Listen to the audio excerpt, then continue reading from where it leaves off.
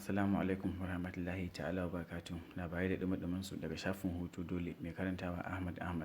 Labarin na farko na cewa shugaban ƙasar Najeriya Major General Muhammadu Buhari ya ce na yi wa 'yan ƙasa wasiya cewa su zaɓi Bola Ahmed Tinubu wato ɗan takarar APC kenan na zaɓen shugaban ƙasa mai zuwa idan har suna so su ci gaba da ganin irin ayyukan da yake yi a wannan ƙasa ta Najeriya. Sai labarin na biyu ke cewa shugaban ƙasar jiya ya karɓi bakuncin manya-manyan 'yan jam'iyyar APC a babban birnin tarayya Abuja, da ya bayyana musu cewa shi babban abin da yake damunsa shine matsanancin halin da ƙasa Najeriya za ta shiga idan ya sauka akan mulki. Labarin na uku yana cewa kotu ta ɗaura akan tajinar wato Ahmad Idris kan zargin da take masa na satar naira biliyan 109. Sai kuma labarin na gaba ke cewa ɗan takarar shugaban ƙasa na jam'iyyar PDP Alhaji Atiku Abubakar ya caccaki jam'iyyar APC musamman Bola Ahmed Tinubu kan zaɓen musulmi da ya a matsayin abokin takararsa, inda ya ce wannan abin bai kamata ba domin Najeriya tana da addinai da yawa sannan kuma akwai ƙabilu da yawa a ƙasar.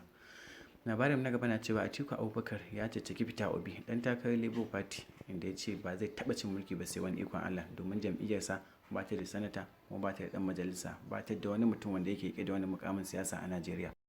Labarin na gaba yana cewa ɗan takarar gwamnan jihar Kaduna wato Sanata Obasani ya yi wa ɗan takarar shugaban ƙasa na jam'iyyar APC Bola Ahmed Tinubu da abokin takararsa Kashim Shettima albishir cewa su ji da sauran ƙuri'un jihohin Najeriya, amma shi da Malam Nasir Ahmed El-Rufai sun ba su na jihar Kaduna, inda kuma ya ƙara da cewa babu wata gaba tsakanin gwamnan jihar Kaduna da Kashim Shettima, kamar yadda rahotanni ke bayyana cewa Malam Nasir Ahmed El-Rufai ya riƙe Kashim Shettima a rai domin Tinubu ya ƙi zaɓarsa a matsayin abokin takarar shi, amma ya zaɓi tsohon gwamnan jihar Borno.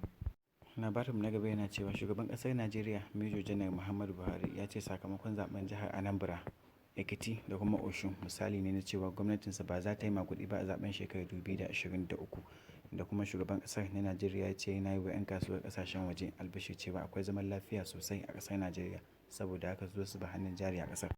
Labarin na gaba yana cewa ƙungiyar Serap da ke kare haƙƙin bil'adama ta ce wa shugaban ƙasar Najeriya Muhammadu Buhari za ta maka shi a kotu idan har bai gaggauta baiwa 'yan sanda umarni ba sun sako ɗan jaridar People's Gazette wanda suka kama a babban birnin tarayya Abuja kan labarin da ya wallafa da tsohon shugaban sojoji wato Janar Buhari. Labarin na gaba yana cewa kotun shari'a da ke karamar hukumar Tsafe a jihar Zamfara ta ɗage ƙarar Musa ɗan shekara 57 wanda 'yan Hisba suka shigar da ƙarar nasa kan auren jikarsa da ya yi wadda kuma suka yafa da ita, sannan ya ce ba zai sake ta ba. Alƙali Mahe ya ce zai ci gaba da sauraron wannan shari'ar a ranar 25 ga watan Yuli. Domin samun labarai da dumi su kuma akai-akai sai ku ziyarci shafinmu na Hutu Dole. Mun gode.